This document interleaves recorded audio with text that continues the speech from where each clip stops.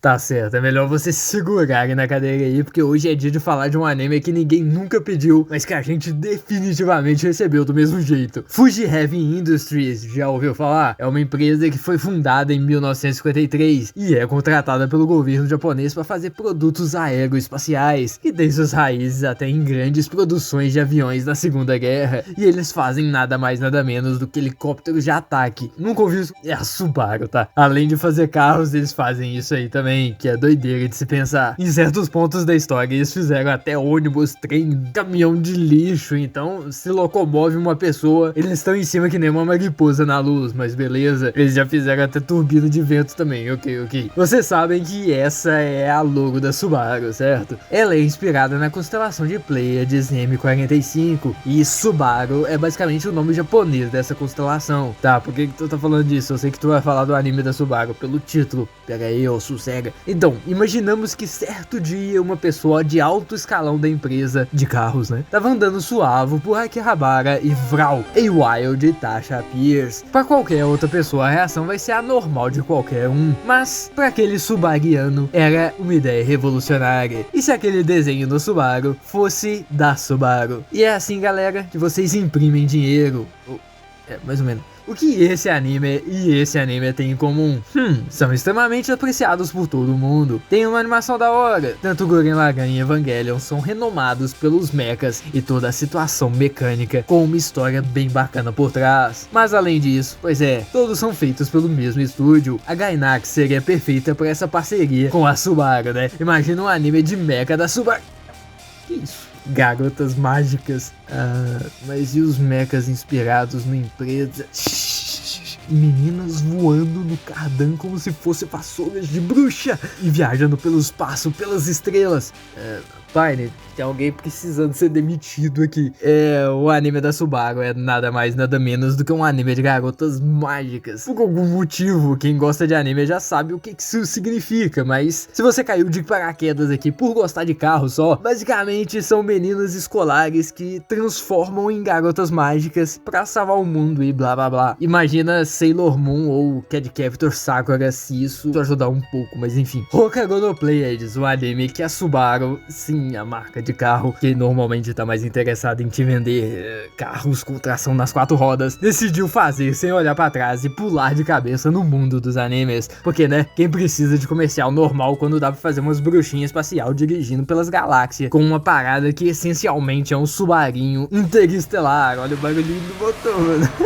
Basicamente, isso aqui é Madoka Mágica sem o trauma emocional e com mais cavalo de potência. Tá, mas, mano, o que caralhos tem um anime da Subaru que o tema é meninas mágicas? Sinceramente, exatamente o que você espera quando você faz essa pergunta. Aqui nós temos principalmente duas formas de assistir. Tem a Ona, que são 4 episódiozinhos que foram lançados na internet pra publicar a ideia, porque, né, a Gainax no meio dos anos 2010 já tava mais capenga do que aquele fitinho 147 com 27 sofás no teto. Então sim, essa Ona dá pra você assistir no YouTube de boa. E, particularmente falando, ela chega a ser um pouquinho melhor do que a série normal, que foi lançada em 2015, 4 anos depois da Ona, que a série foi lançada na TV igual qualquer outro anime. Então assina algum serviço de streaming aí ou vai velejar pelos 7 mares pra assistir. Nesse anime a gente acompanha a história da Subaru. É claro que o nome da principal seria Subaru, né? E ela inusitadamente vira uma garota mágica e se envolve com mais 4 garotas na mesma situação. Essa é a Oi, o Power Ranger azul, Itsuki, a amorzinho, Hikaru, a Inanako, a tradutora de quê? Dessa bostinha aí. Esse é um pleiadiano, um alienígena direto de Pleiades, e foi ele que fez elas se transformarem com seus potenciais inatos pra ajudarem ele a achar os fragmentos do motor de sua nave espacial. O bicho veio voando no motor boxer, tá ligado? Mas enfim. Drive Shaft, alien subariano, então vocês já estão na porta da concessionária da Subaru. Aqueles Forester lá dentro não vão se vender sozinhos.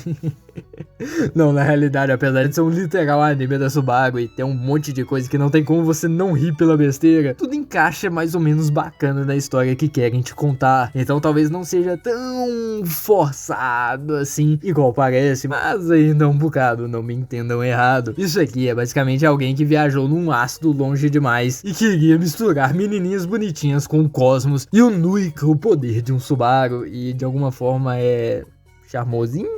Não é um anime muito bom não, mas também não é uma das piores coisas que você vai assistir.